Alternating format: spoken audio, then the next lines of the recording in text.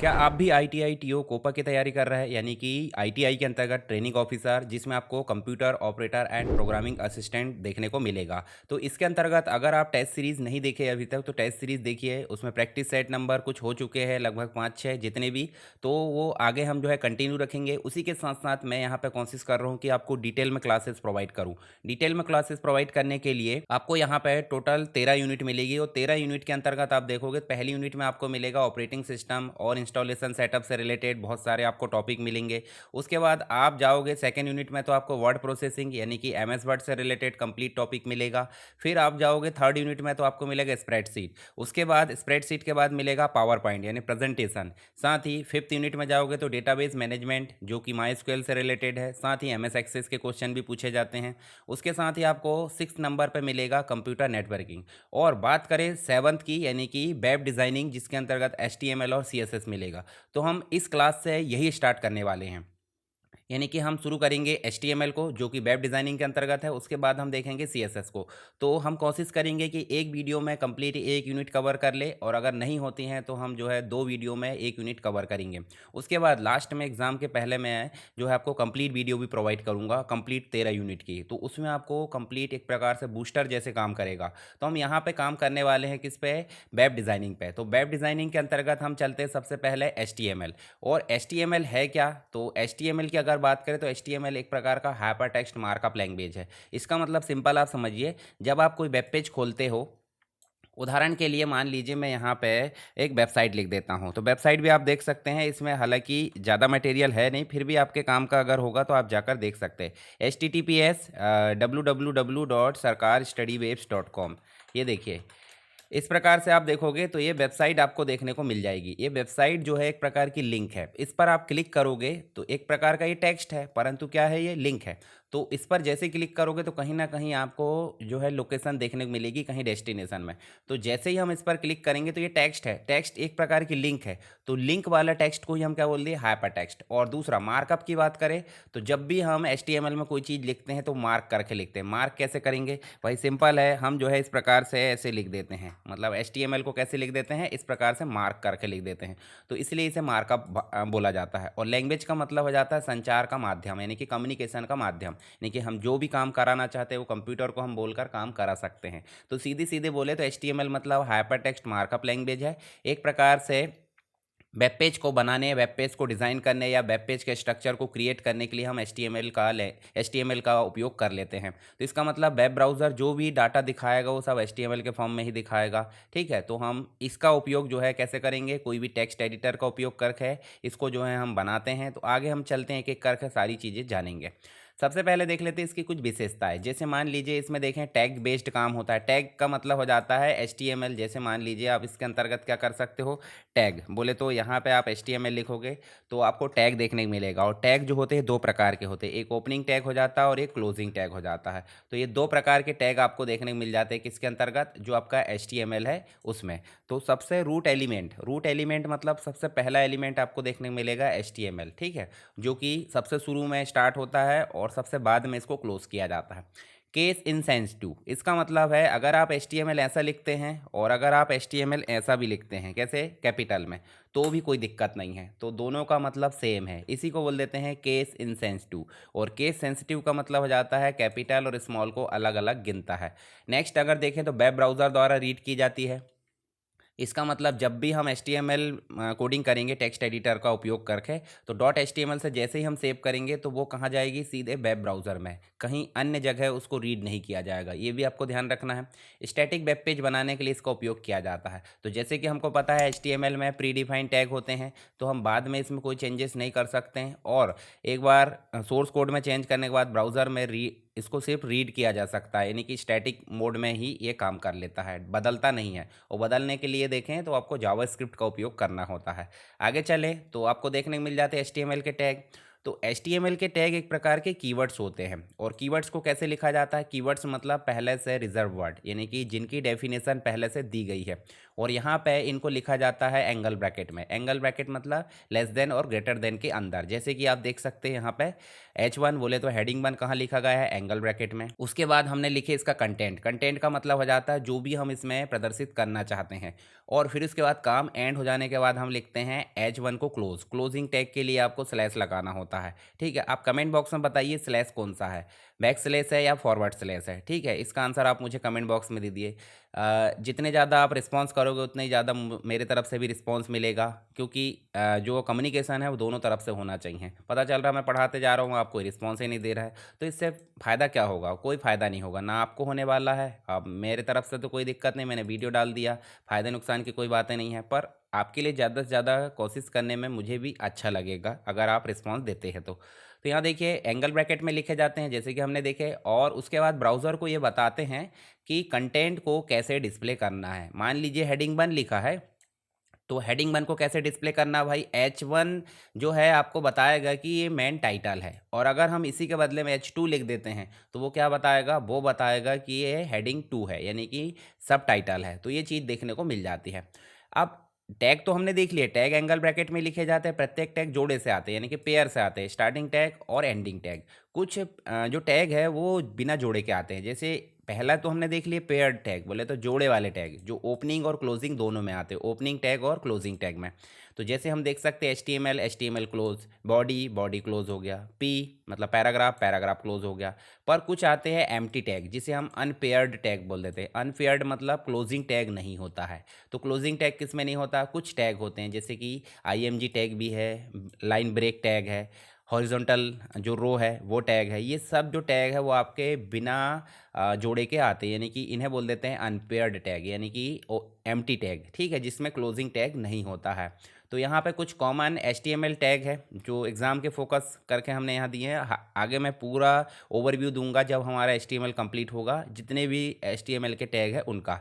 तो यहाँ देखिए HTML ओपनिंग हुआ तो ये एक प्रकार से रूट एलिमेंट है, HTML डॉक्यूमेंट की शुरुआत को बताता है। हेड जो है आपका मेटा इन्फॉर्मेशन होती है, मेटा इन्फॉर्मेशन इसका मतलब है आप यहाँ पे क्या क्या दे सकते हैं, आप यहाँ पे मेटा टैग लगा सकते हैं, आप यहाँ पे टाइटल टैग लगा सकते हैं, आप यहाँ पे स्क्रिप्ट टैग लगा सकते हैं, आप यहाँ पे स्टाइल टैग लगा सकते हैं। तो ये सब जानकारी कहाँ पे होती है, ये सब जानकारी हेड के अंदर होती है। जैसे टाइटल हमने बात करें तो टाइटल हेड के अंदर होता आता है, जो कि वेब पेज के टाइटल को दर्शाता है। फिर बॉडी जो भी मेन वेब पेज में डिस्प्ले होता है वो सब विजिबल कंटेंट कहाँ होते हैं, बॉडी में होते हैं। उसके बाद P बोले तो पैराग्राफ, बॉडी के अंतर्गत अगर हमको कोई पैराग्राफ देना है तो हम P टैग का उपयोग कर लेते हैं। H1 से लेके H6 तक अगर देखें तो आपको हेडिंग देखने को मिल जाती है। हेडिंग बोले तो मेन टाइटल, सब टाइटल, फिर थर्ड टाइटल, मतलब हेडिंग 1 2 3 4 5 इस प्रकार से। लाइन ब्रेक की बात करें तो BR टैग के द्वारा हम लाइन को ब्रेक कर लेते हैं। चलिए अब थोड़ी सी बात कर लेते हैं एलिमेंट की। हम पूरा प्रैक्टिस करेंगे, कोई दिक्कत नहीं है, पूरा मैं प्रैक्टिकल बेस समझाऊंगा। तो हम सीधे पहले सबसे पहले ओपन कर लेते हैं। जब भी आपको HTML डॉक्यूमेंट लिखना होता है तो आपको स्टार्ट करना होता है एक टेक्स्ट एडिटर, और टेक्स्ट एडिटर हमारे पास में सबसे बेसिक रूप से होता है नोटपैड। अगर आप कोशिश करो कि प्रैक्टिस कर पाए तो प्रैक्टिस कर लेना, और ना कर पाओ तो भी कोई दिक्कत नहीं, आप वीडियो लेक्चर को अच्छे से देख ले 2 3 बार। और इसकी PDF मैं कोशिश करूँगा कि जल्दी से प्रोवाइड कर दूँ, क्योंकि PDF बनाने में समय लगता है, पर अभी मैं जो है वीडियो क्लास आपको प्रोवाइड करता हूं। तो नोटपैड आप ओपन कर सकते हैं यहां से, या फिर आप जो है सबलाइम टेक्स्ट आप डाउनलोड कर लो इंटरनेट के माध्यम से। तो सबलाइम टेक्स्ट मेरे पास में है जो कि कोडिंग लिखने में काफ़ी हेल्प करता है। तो हमने फाइल मेनू में जाकर Ctrl+N करके यहाँ पे बना लिए न्यू डॉक्यूमेंट, और इसको Ctrl+S कर लेते। Ctrl+S बोले तो सेव कर लेते, और सेव करने के बाद हम जो है एक फोल्डर बना लेते, कहाँ पे, डेस्कटॉप में। देखिए यहाँ पे हम जो है डेस्कटॉप के नाम, डेस्कटॉप में एक फ़ोल्डर बना लेते हैं, और यहाँ फ़ोल्डर जो है आपका, जैसे उदाहरण के लिए हम बना लेते हैं ITI कोपा। ठीक है, ITI कोपा के नाम से एक फ़ोल्डर बना लेते हैं। ऐसे एंटर करें, और यहाँ पे जो फाइल है वो क्या है आपकी, HTML है, और HTML की फ़ाइल है तो HTML प्रैक्टिस कर देते, HTML प्रैक्टिस नाम से एक फ़ाइल बना लेते .html। सेव करते समय ध्यान देना है .html लगाना बहुत ज़रूरी है, अगर .html नहीं लगाओगे तो वो टेक्स्ट फाइल बन जाएगी। चलिए इसको सेव कर लें, और यहाँ जाकर आपको क्या करना है, आपको कोड लिखना है। तो कोड आप सिंपल यहाँ पे प्री डिफाइन स्ट्रक्चर बना होता है, अगर हम चाहें तो इनको लिख भी सकते हैं। जैसे मेटा इन्फॉर्मेशन को अभी मैं हटा देता हूँ, ये सर्च इंजन ऑप्टिमाइजेशन के लिए उपयोग की जाती है, याद रखना इस चीज़ को। चलिए, यहाँ पे कुछ बेसिक टैग है जो आपको ध्यान देना बहुत ज़रूरी है। इनको बोल देते हैं कंटेनर टैग। कंटेनर टैग का मतलब हो जाता है इन टैग को आवश्यक रूप से लिखना होता है, चाहे किसी अदर टैग का उपयोग करे या कोई भी टैग का उपयोग करे। तो HTML डॉक्यूमेंट अगर बनाना है तो इन टैग को कंपलसरी रूप से यहाँ पे लिखना बहुत ज़रूरी है। तो पहला जो टैग है वो है आपका डॉक टाइप। डॉक टाइप का मतलब हो जाता है ये HTML के वर्जन 5 को दर्शाता है। ठीक है, यहाँ पे मान लीजिए मैं इसको कमेंट लगा देता हूँ। जैसे मैंने कमेंट लगा दिया, तो कमेंट लगा के मैंने बोल दिया कि भाई दिस इज़ HTML वर्जन 5। तो ये कमेंट है, और कमेंट को क्लोज कैसे करेंगे, इस प्रकार से। मतलब कमेंट जो है देखिए आपको ग्रे कलर में दिख रही है, और ग्रे कलर वाली चीज़ें रन नहीं होगी, मतलब कमेंट को ब्राउज़र इग्नोर कर देगा। तो ये चीज़ आपको ध्यान में रखना है। उसके बाद नेक्स्ट टैग हो जाता है, सबसे पहला टैग हालांकि HTML ही होता है, रूट एलिमेंट होता है जो बताता है कि HTML डॉक्यूमेंट शुरू हो चुका है। दूसरा जो है आपका हेड है। तो हेड मैंने बताया था, जैसे टाइटल है, मेटा इन्फॉर्मेशन है, स्क्रिप्ट है या फिर स्टाइल है, इन सभी को स्टोर करके रखता है हेड। और टाइटल क्या करता है, टाइटल हम देख सकते हैं फर्स्ट वेब पेज, या फिर हम देख लेते हैं यहाँ पे ITI कोपा, या जो भी हम SSW एजुकेशन लिख देते हैं। SSW एजुकेशन हमने लिख दिए क्या, टाइटल में। तो टाइटल मतलब जब भी हम वेब पेज रन करेंगे तो ये टाइटल आएगा, ध्यान रखना। हेड हमारा काम कंप्लीट हो गया तो हेड को क्लोज कर दिए, क्योंकि टाइटल कंप्लीट, हेड कंप्लीट। फिर आता है बॉडी, यानी कि जितने भी विजिबल कंटेंट है वो कहाँ आते हैं, बॉडी में। और बॉडी कंप्लीट होने के बाद बॉडी को क्लोज कर देंगे, और सबसे लास्ट में क्लोज हो जाता है HTML। क्यों, क्योंकि ये रूट एलिमेंट है। चलिए, यहाँ हम कुछ चीज़ें लिख देते हैं। जैसे मान लीजिए हमने लिख दिए, इसको मैं थोड़ा सा स्पेस दे देता हूँ यहाँ पे। और यहाँ पे जो है H1 लिखे, H1 लिखे, देखिए H1 क्लोज हो गया है, इसका मतलब ये कंप्लीट रूप से ओपनिंग और क्लोजिंग टैग हो गया। और बीच में हम क्या करेंगे, बीच में हम जो है यहाँ पे एक प्रकार से कुछ कंटेंट लिखेंगे। जैसे हम लिख देते हैं वेलकम टू SSW एजुकेशन। ठीक है, इस प्रकार से हमने लिखे। और इसको जो है हम ऑलरेडी सेव कर चुके हैं लोकेशन में, सिर्फ सेव करना जरूरी है, Ctrl+S। और उसके बाद यहीं से आप राइट क्लिक करोगे तो ओपन इन ब्राउज़र कर सकते हैं, पर आप इतना ना करो, तो मिनिमाइज़ कर दो। और मिनिमाइज़ करने के बाद आप क्या करो, इसको जो आपका डेस्कटॉप वाला फ़ोल्डर है, जैसे हम देखते हैं डेस्कटॉप में हमने क्या बनाए थे, जैसे डी ड्राइव में चलें, और डी ड्राइव में चल के हमने डेस्कटॉप नाम से, देखिए डेस्कटॉप, और यहाँ पे ITI कोपक नाम से एक फ़ाइल बनाया है जिसका नाम है HTML प्रैक्टिस। और ये फाइल में ऑलरेडी लोगो आ रहा है क्या, गूगल क्रोम का। इसका मतलब सिंपल समझिए, ये वेब ब्राउज़र में खुलने वाली फ़ाइल है। अगर TXT वाला रहता तो टेक्स्ट फाइल का लोगो आता। हम देख भी सकते हैं, देखिए HTML डॉक्यूमेंट लिखा है, तो सीधे हम राइट क्लिक करके ओपन कर सकते हैं, या डायरेक्ट क्लिक करके ओपन कर सकते हैं, या फिर ओपन विथ करोगे तो जितने भी ब्राउज़र है उनकी लिस्ट यहाँ पे दिखाएगा। हम चाहते हैं माइक्रोसॉफ्ट एज में दिखे, तो माइक्रोसॉफ्ट एज हम इस प्रकार से खोल सकते हैं। देखिए वेलकम टू SSW एजुकेशन, ये आ गया बॉडी का कंटेंट। और बॉडी के बाद आपका टाइटल क्या आ गया, SSW एजुकेशन। अब हम कोशिश करते हैं कि साइड बाय साइड रन कर लें, तो इस विंडो के टाइटल को पकड़ेंगे और इधर साइड लाकर छोड़ेंगे, और यहाँ पे जो नोटपैड है वो लाकर छोड़ देते हैं, जो आपका सबलाइम है। तो इस प्रकार से आपका जो पेज है साइड बाय साइड यहाँ पे रन होते जाएगा। अब हम जो है, जैसे मान लीजिए यहाँ पे क्या लिख देते हैं, H2 लिख देते हैं। तो H2 लिख देते हैं, H2 में हम लिख देते हैं यहाँ पे कंप्यूटर एजुकेशन। ठीक है, सरकार स्टडी वेब्स एजुकेशन के अंतर्गत आपको कंप्यूटर एजुकेशन ट्यूटोरियल्स प्रोवाइड किए जाते हैं। ठीक है, ये देखिए।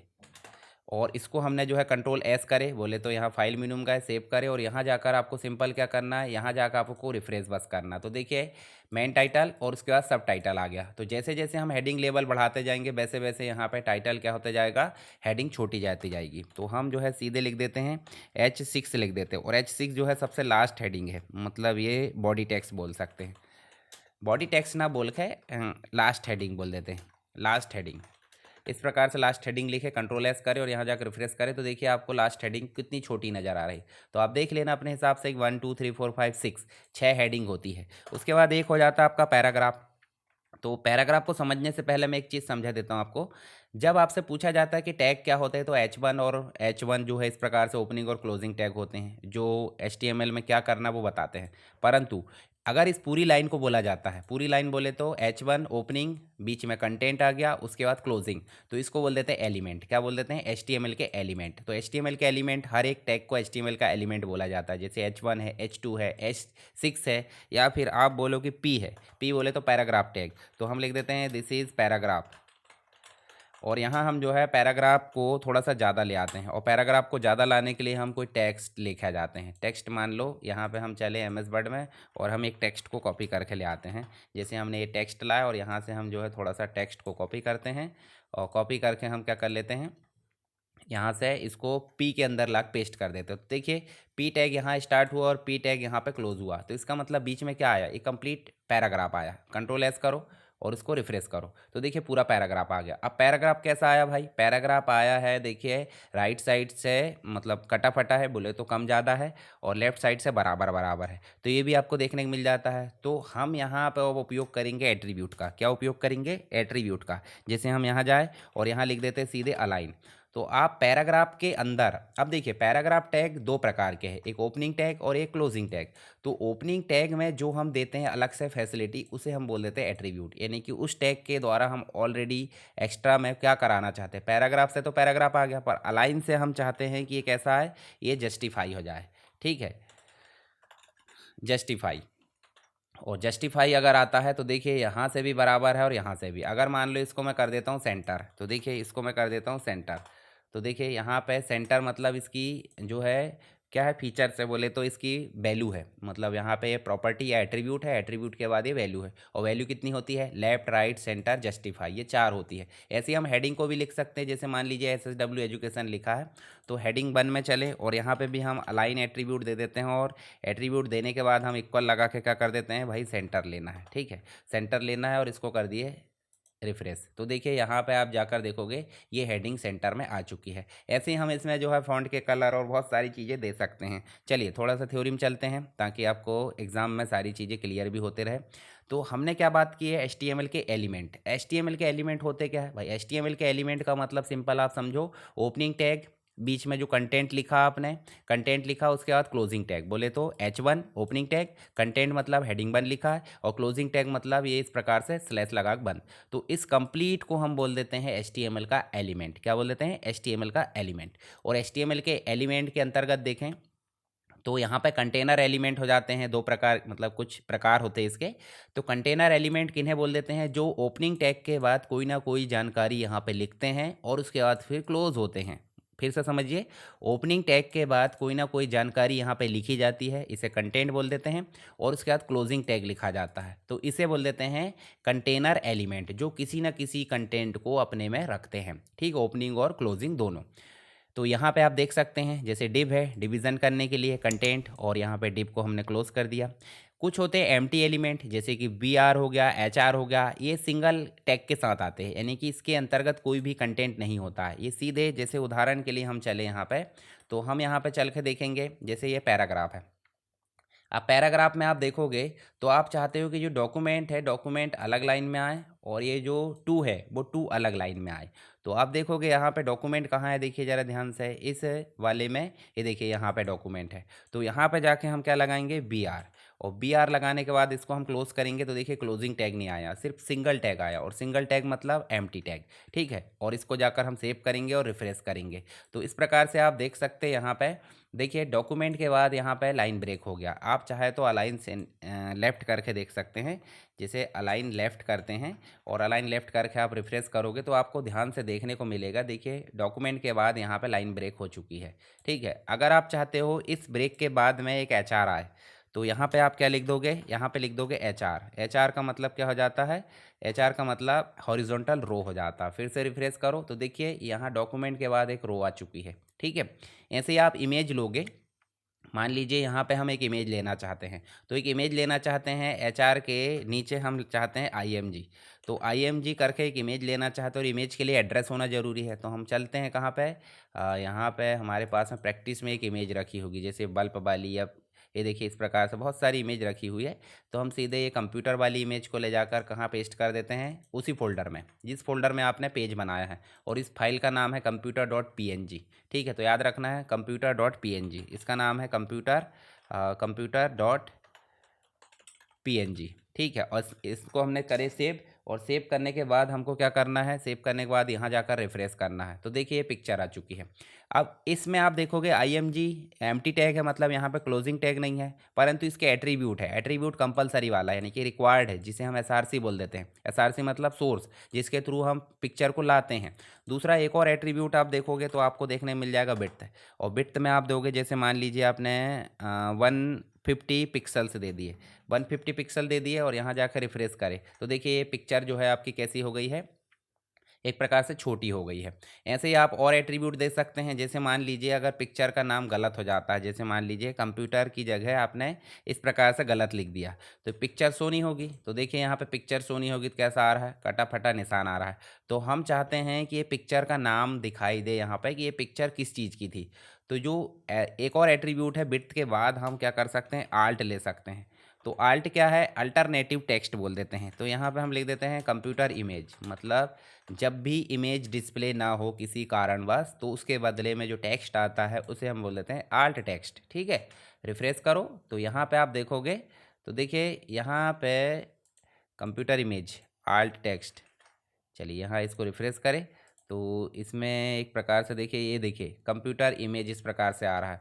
पर हम चाहते हैं कि जो आपका 2 है वो नीचे से आए, समझ में नहीं आ रहा था। यहाँ पे देखिए आपने क्या लिखे, इसको BR कर दिए, ये BR कर दो और BR करके आप जो है यहाँ से ये देखिए कंप्यूटर इमेज आ गया। चाहे तो BR के बाद आप लाइन ब्रेक भी कर दो, क्या कर दो, BR के बाद एक HR भी कर दो। ठीक है, HR कर दो और HR करके देखेंगे तो देखिए यहाँ देखिए टेक्स्ट आ रहा है। और मान लीजिए कंप्यूटर इमेज दिखाई देती है, तो कंप्यूटर इमेज दिखाई देती तो क्या हो जाएगा, टेक्स्ट नहीं आएगा। मतलब अल्टरनेटिव टेक्स्ट कब आएगा, जब इमेज नहीं दिखाई देगी, और जब इमेज दिखाई देगी तो अल्टरनेटिव टेक्स्ट नहीं आएगा। ऐसे हाइट के साथ, बिट के साथ हाइट भी होती है। ठीक है, अलाइन भी, बहुत सारे एट्रीब्यूट होते हैं। तो आपको यहाँ पे चीज़ें क्या समझ में आई कि हमने यहाँ पे BR HR देख लिए। ठीक है, सिंगल टैग एम्प्टी एलिमेंट जिन्हें बोल देते हैं। उसके बाद देखिए टैग जो होते हैं इंस्ट्रक्शन देते हैं पेज को, एलिमेंट एक्चुअल कंटेंट स्ट्रक्चर बनाता है। एट्रीब्यूट की बात करें तो एट्रीब्यूट एक्स्ट्रा इन्फॉर्मेशन होती है टैग के अंतर्गत, यानी कि या तो प्रॉपर्टी बोल सकते हैं या तो इसको एट्रीब्यूट बोल सकते हैं।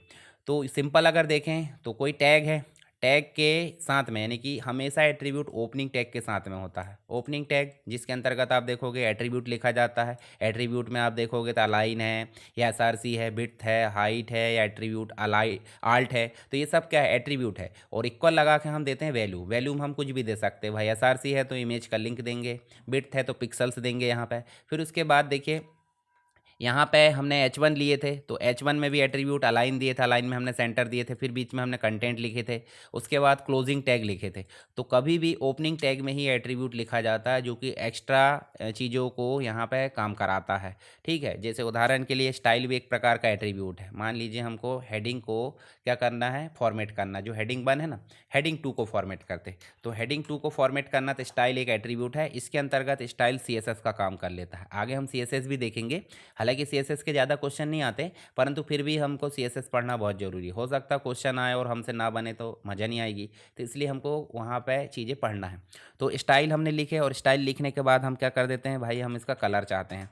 तो कलर चाहते हैं, कलर हमने कर दिए क्या, इसका कलर कर दिए डार्क ब्लू। ठीक है, और डार्क ब्लू करने के बाद हम इसको कर देते हैं रिफ्रेश। तो देखिए इसका कलर डार्क ब्लू हो गया। तो स्टाइल भी एक प्रकार का क्या है, आपका एट्रीब्यूट है, और उसके अंदर स्टाइल के अंदर CSS उपयोग हुआ, तो ये प्रॉपर्टी है और इसकी वैल्यू है। ठीक है, तो ये स्टाइल सीट है एक प्रकार से। तो यहाँ पे आपको एट्रीब्यूट समझ में आ गया। एट्रीब्यूट मतलब एक्स्ट्रा इन्फॉर्मेशन, किसी भी टैग के अंतर्गत जो हम फीचर्स अलग से देते हैं वो कहलाते हैं एट्रीब्यूट। तो एट्रीब्यूट हमेशा जो है टैग के अंदर लिखा जाता है, और टैग में भी कैसे लिखे जाएंगे, ओपनिंग टैग में लिखे जाएंगे। और इसकी की वैल्यू जो है पेयर फॉर्मेट में होती है। मतलब एट्रीब्यूट आता है तो एट्रीब्यूट आता है तो उसके साथ में वैल्यू भी आनी चाहिए।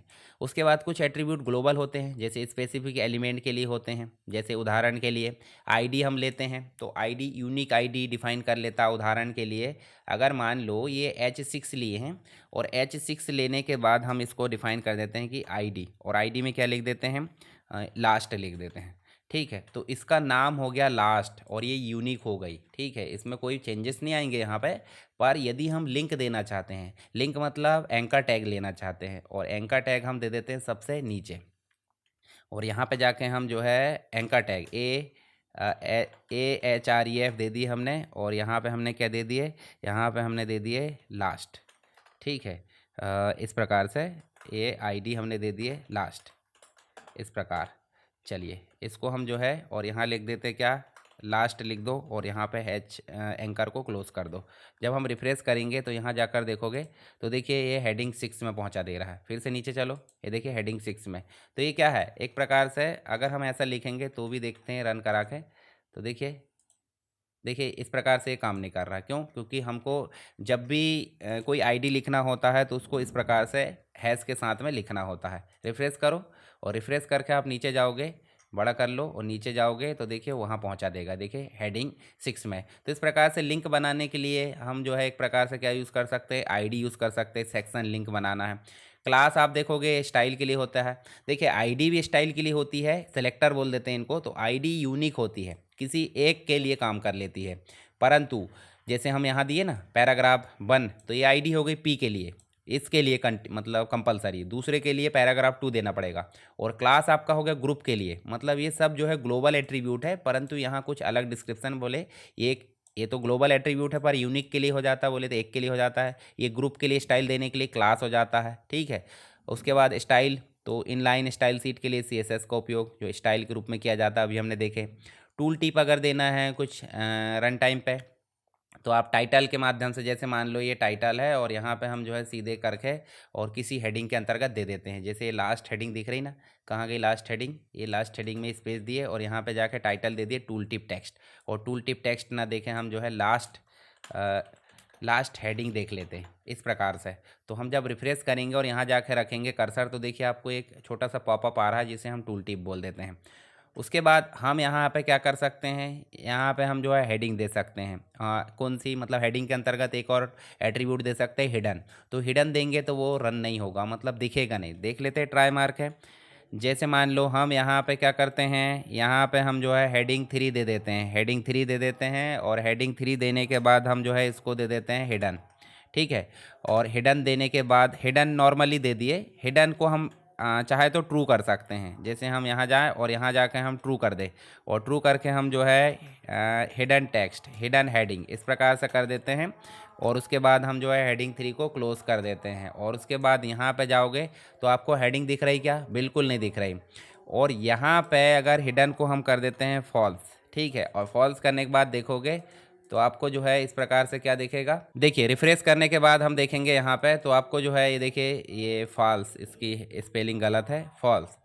ठीक है। तो यहाँ पे नहीं दिख रहा, तो ये हिडन को ही हम हटा देते हैं। हिडन को हटा देंगे तो क्या हो जाएगा, हिडन को हटा देंगे, देखिए यहाँ से हेडिंग दिखने लगी है। हिडन हेडिंग नहीं, ये शो हेडिंग हो गई। इसका मतलब है कि यहाँ पे हिडन एक प्रॉपर्टी या एट्रीब्यूट है जिसके थ्रू हम जो है किसी भी चीज़ को हाइड कर सकते हैं। ये ग्लोबल एट्रीब्यूट है, इसका मतलब ये सभी HTML एलिमेंट में यूज़ हो सकते हैं, जितने भी है। ID, class, style, title, hidden सभी में उपयोग होंगे। पर इस एक्स्ट्रा कुछ फीचर्स है वो आपको देखने को मिल जाएंगे यहाँ पे। इसकी कोडिंग भी आप देख सकते हैं ताकि एग्जाम में आए तो आपसे बन जाए। उसके बाद देखिए स्पेसिफिक एट्रीब्यूट की बात करें तो स्पेसिफिक एट्रीब्यूट में आपको एंकर टैग मिलेंगे। तो एंकर टैग में आप देखोगे तो HREF हमने उपयोग करे थे, जिसमें हमने लिंक दिए थे। लिंक में हम जो है इंटरनल और एक्सटर्नल दोनों लिंक दे सकते हैं। साथ ही आप देखोगे तो आपको टारगेट देखने को मिलेगा। टारगेट में आप जो लिंक दे रहे हैं वो ओपन कैसे होनी चाहिए, ओपन होनी चाहिए टारगेट में कि ब्लैंक में, नया विंडो में ओपन होना चाहिए।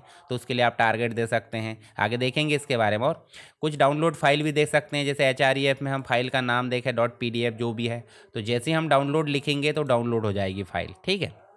इसके बाद हम जो है इमेज एट्रीब्यूट भी देखें तो SRC इमेज के लिंक को देने के लिए या पाथ को देने के लिए। इसके बाद हम जो है आल्ट टेक्स्ट ले सकते हैं। तो आल्ट टेक्स्ट बोले तो अल्टरनेट टेक्स्ट, जो इमेज डिस्प्ले नहीं होती है उसके बदले में आल्ट टेक्स्ट यहाँ पे डिस्प्ले हो जाता है। विड्थ और हाइट इमेज के लिए हो जाती है, जो हाइट को और विड्थ को मेंटेन करती है। कुछ इनपुट एट्रीब्यूट हो जाते हैं, जैसे इनपुट टाइप। इनपुट टाइप में टेक्स्ट, ये फॉर्म के एलिमेंट है, फॉर्म के अंतर्गत हम देखेंगे आगे चल के। उसके बाद वैल्यू की बात करें तो वैल्यू डिफ़ॉल्ट वैल्यू लेना है, उसके लिए यहाँ पे वैल्यू देखिए। इसके बाद देखिए आपको प्लेस होल्डर में आप देखोगे तो प्लेस होल्डर में हिंट टेक्स्ट आ जाता है। जैसे मान लो इनपुट टाइप टेक्स्ट लिए तो प्लेस होल्डर में आपने क्या दे दिए, एंटर नेम। मतलब एक प्रकार से ये बता रहा है कि इस प्लेस होल्डर में आपको नेम इनपुट करना है। उसके बाद आप रिक्वायर्ड के अंतर्गत देखोगे तो रिक्वायर्ड में आपको देखने को मिलेगा मैंडेटरी फील्ड, यानी कि आप सीधे अगर रिक्वायर्ड कर दोगे तो वहाँ स्टार रखा जाएगा, मतलब इस इनपुट बॉक्स में आपको टेक्स्ट को इनपुट करना कंपलसरी है। फिर आईडी नेम आ जाते हैं, तो आइडेंटिफायर फॉर फॉर्म हैंडलिंग, यानी कि एक प्रकार से आईडी नेम हो जाता है। अब यहाँ कुछ बूलियन एट्रीब्यूट हो जाते हैं, जो एट्रीब्यूट विद नो वैल्यू बोले तो ट्रू इफ़ प्रेजेंट। एग्जाम्पल के लिए चेक्ड है, डिसेबल्ड है, रीड ओनली है, हिडन है। तो जैसे मान लीजिए हमने चेक बॉक्स बनाया और अगर हमने चेक्ड लिख दिए तो वो ऑलरेडी चेक होकर आएगा। इनपुट टेक्स्ट में मतलब जो टाइप टेक्स्ट है उसमें डिसेबल कर दिए तो वो टाइप नहीं होगा, जैसे आप देख सकते हैं इस प्रकार से। फिर कुछ डेटा एट्रीब्यूट हो जाते हैं। डेटा एट्रीब्यूट बोले तो कस्टम डेटा स्टोर करने के लिए, जैसे मान लीजिए डिव है और डिव में अपन ने डेटा आईडी ले लिए 101, डेटा रोल ले लिए एडमिन, तो इस प्रकार से कस्टम एट्रीब्यूट हो जाते हैं। की पॉइंट के अंतर्गत कुछ देखें तो आपको attribute always inside opening tag, opening tag में ही एट्रीब्यूट जो है आपके लगेंगे, ये हमने पहले भी देख लिए। ग्लोबल एट्रीब्यूट की बात करें तो सभी टैग में आप देखोगे तो सभी टैग में ये देखने को मिल जाएंगे, आईडी, यूनिक, क्लास, ये सब ग्रुप के लिए हो जाते हैं। बूलियन एट्रीब्यूट प्रेजेंस मैटर्स, इस प्रकार से इमेज लिंक है, इनपुट है, इसके बाद ये सब अलग अलग हो जाते हैं। डेटा एट्रीब्यूट आपके कस्टम हो जाते हैं। कुछ इंपॉर्टेंट फैक्ट देखें तो HTML का फुल फॉर्म आपने देख ही लिया है, hyper text markup language. HTML structure के अंतर्गत देखें तो वेब पेज बनाने का काम कर लेता है। टैग आप देखोगे तो टैग इस प्रकार से लिखा जाता है मार्कअप में। एट्रीब्यूट हमेशा ओपनिंग टैग में रहता है और एलिमेंट इक्वल क्या हो जाता है, tag plus content, opening tag और प्लस क्लोजिंग टैग। चलिए, ये तो बेसिक चीज़ें हमने देखे हैं। आई होप आपको चीज़ें समझ में आ गई होगी। फिर भी अगर कोई डाउट है तो आप मुझे अपने जो भी क्वेश्चंस रहते हैं कमेंट बॉक्स में बताएं, या फिर वीडियो कैसा लगा, सारी चीज़ें समझ में आ गई, या फिर कोई सुधार है, कोई चीज़ें आपको कैसी चाहिए, सारी चीज़ आप मुझे कमेंट बॉक्स में बताइए। आगे हम उस हिसाब से क्लास को कंप्लीट रूप से यहाँ पे करेंगे। तो अभी तो ये सिर्फ मैंने आपको एक क्लास मतलब समझाया हूँ बेसिक रूप से, आगे हम जो HTML हेडिंग एक एक करके सारी चीज़ें समझेंगे। तो अगर आपको वीडियो पसंद आए तो वीडियो को लाइक करें, अपने दोस्तों के साथ शेयर जरूर करें, और किसी प्रकार का डाउट है या फिर कोई भी चीज़ है तो कमेंट करके ज़रूर बताएं। मिलते हैं नेक्स्ट क्लास में, तब तक के लिए जय हिंद।